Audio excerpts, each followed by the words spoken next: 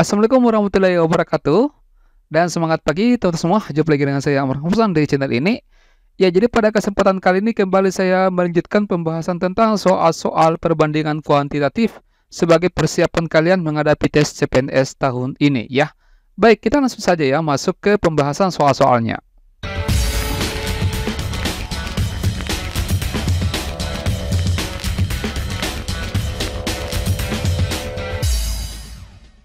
Ya, namun sebelum saya bahas, saya sangat berterima kasih kepada kalian semua yang sudah setia menonton video ya di channel Ruang Tentor ini dan sudah mensubscribe serta memberikan tanda like pada video ini ya. Saya mendoakan kalian semua bisa lolos tes pada tes CPNS tahun ini ya.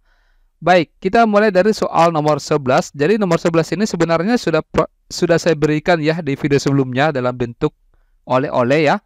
Dan saya melihat sudah ada yang mengerjakan. Baik, kita bahas sama-sama.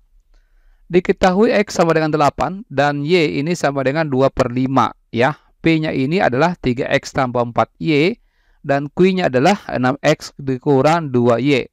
Nah, kita akan cari bagaimana hubungan P dengan Q di sini. Tentunya untuk mendapatkan hubungannya X dan Y ini kita akan masukkan satu-satu ke sini ya. Oke, nah kita cari dulu untuk P-nya. Jadi P-nya di sini teman-teman itu 3X coba ya. X-nya diganti dengan 8 ya, 8 ditambah dengan 4 kali Y. Y-nya itu adalah 2/5.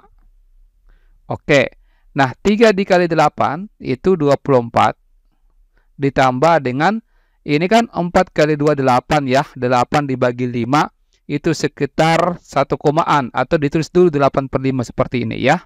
Nah nantinya teman-teman saya tidak mengerjakan ini dengan menggunakan cara biasa. Nanti saya menggunakan cara pendekatan ya atau cara siluman. Nah, untuk Q-nya di sini berarti 6X. 6 dikali X-nya adalah 8. Kemudian dikurang dengan 2Y. 2 dikali 2/5. 6 kali 8 di sini adalah 48. Ini dikurang 4/5 ya. 2 kali 2 4/5. Nah, ini kalau kita selesaikan, kan harusnya ini diselesaikan dengan menyamakan penyebutnya. Tapi kita pakai pendekatan saja. Ini kan 24 ditambah dengan, ini sekitar nilainya 1 koma gitu ya. Nah, kemudian untuk yang di sini, 48, ini 4/5 itu nilainya sekitar 0 koma. Ya, 24 tambah 1 itu kan kisarannya 25 koma gitu ya. 25 koma.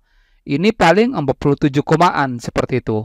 Otomatis ini lebih kecil ya nilainya dibanding dengan Q. Berarti jawabannya adalah Bravo ya. Bisa ditanyakan kalau di kolom komentar kalau masih bingung gitu ya.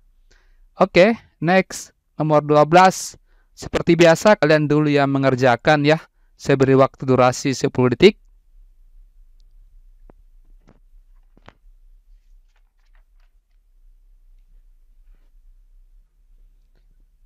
Ya, baik ya, waktu habis. Diperhatikan nomor 12. Nomor 12 ini kalau kita lihat, ini merupakan soal pengembangan dari aritmetika sosial ya. Jadi harus diingat kembali bagaimana itu mencari persen keuntungan atau persen rugi. Nanti sebentar saya tuliskan rumusnya ya. Nah, harga beli sebuah sepatu jika harga jualnya itu 260.000 dengan keuntungan yang diperoleh 4%. Nah, kita cari dulu harga belinya. Harga belinya itu nanti yang akan kita bandingkan dengan nilai Y yaitu 250.000 gitu ya. Nah, masih ingat bagaimana cara menentukan persen untung? Jadi harga beli ini bisa didapatkan dari rumus persen keuntungan. Jadi persen untung itu adalah besarnya untung ya, besarnya untung dari harga beli dikali dengan 100%. Ya, rumusnya untung di sini. Ya, saya tuliskan dulu ya persen keuntungan yaitu 4%. Rumusnya untung di sini ya adalah harga jual. Saya saya kasih rinci saja ya teman-teman supaya lebih jelas, lebih paham ya. Seperti ini. Nah, persennya bisa kita dulu. Ini 4 sama dengan harga jualnya yang diketahui 260.000. Oke. Dikurangi dengan harga belinya, saya misalkan saja dengan X, atau kalau mau ditulis harga beli boleh ya. Harga beli per, di sini harga beli dikali 100. Oke. Nah, 4 dengan 100 ini bisa masing-masing bagi 4. Ini 1, di sini 25. Masing-masing bagi 4 gitu ya. Nah, sekarang 1 dikali harga beli itu harga beli sama dengan ini kita kali ke dalam ya. Kita kali ke sini. Ini juga kita kali ke sini. Tapi tidak mesti kita hitung berapa nilainya.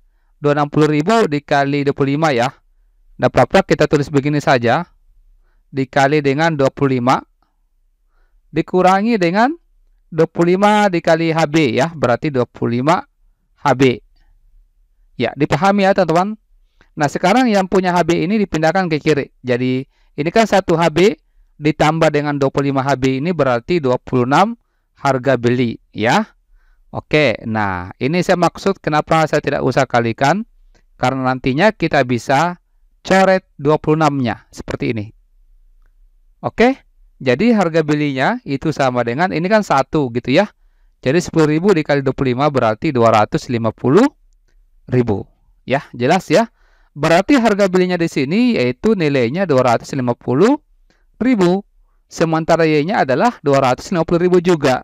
Berarti X sama dengan Y seperti ini. Ya, jelas ya teman-teman. Saya kira mudah ya dipahami ini. Nanti kalau misalkan masih bingung, bisa ditanyakan di kolom komentar ya. Oke, nomor 13 saya jalankan waktunya.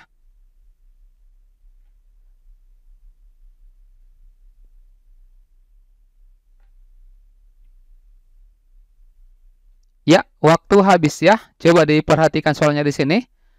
Rina dan Santi mengendarai sepeda motor masing-masing ya. X-nya di sini adalah kecepatan Santi ketika menempuh 150 km selama 5 jam. Terus Y-nya di sini adalah kecepatannya Rina ketika menempuh 70 km dalam 2 jam. Berarti ini yang dicari adalah kecepatannya.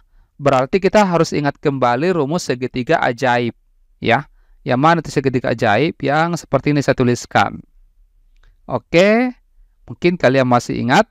Di sini J, K, W. Jarak, kecepatan, waktu. Saya tuliskan dulu ya. Jarak itu kalau untuk menentukan jarak berarti kecepatan dikali waktu. Jadi kalau misalkan yang di atas dicari, hubungannya yang di bawah ini adalah dikali. Atas dengan bawah itu dibagi. Jadi kalau kecepatan yang dicari berarti jarak dibagi waktu. Ya. Kalau waktu yang dicari berarti jarak dibagi dengan kecepatan. Ini kan kecepatan yang dicari. Berarti kecepatannya Santi ya. Saya simbolkan KS di sini. Yaitu jarak dibagi waktu. Jaraknya adalah 150. Waktunya adalah 6 jam. Berarti 150 dibagi dengan 6. Itu dapatnya 25 km per jam ya. Oke. Nah, kemudian untuk kecepatannya Rina. Ya, rumusnya sama ya. Jarak dibagi dengan waktu. Jaraknya 70. Dibagi dengan waktunya adalah 2 jam. 70 dibagi 2. Ini dapatnya 35 km per jam. Berarti di sini 35 lebih besar ya. Dibanding 25. Sehingga jawabannya adalah B. Ya. X kurang dari Y atau Y lebih dari X. Oke ya. Baik, kita lanjut lagi. Saya jalankan waktunya, silakan.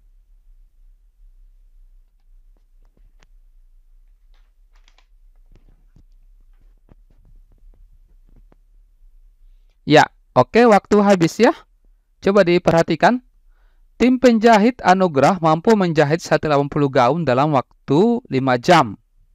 Nah, X-nya di sini. Berapa banyak gaun yang bisa dijahit oleh tim penjahit Anugrah ini ya? Kalau misalkan waktunya itu setengah jam. Nah, Y-nya di sini adalah 18. Coba diperhatikan. Di sini dikatakan 180 itu gaun ya, 180 gaun itu bisa diselesaikan selama 5 jam.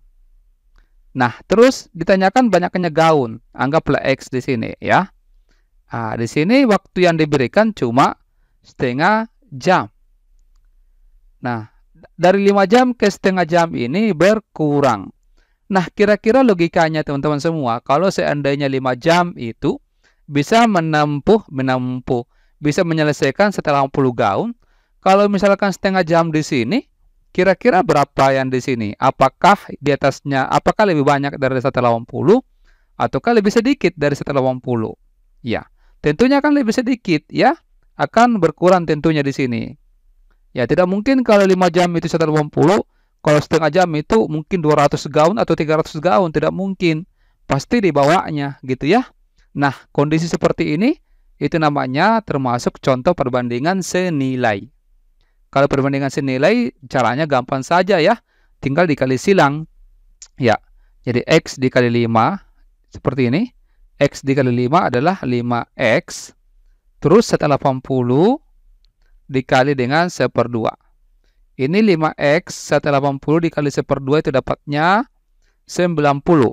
Berarti X-nya adalah 90 bagi 5 dapatnya adalah 18. Nah, berarti di sini 18 gaun yang bisa dijahit. Nah, ini sama ya. Sama karena Y-nya juga 18. Berarti jawabannya adalah C. Ya. Bisa ya? Nah, sekarang untuk nomor 15 seperti biasa ini adalah oleh-oleh ya. Coba-coba teman-teman selesaikan ya dan kirimkan jawabannya di kolom komentar yang ada di bawah video ini. Nanti kita tunggu jawabannya dan pada kesempatan berikutnya kita akan bahas untuk perbandingan kuantitatif.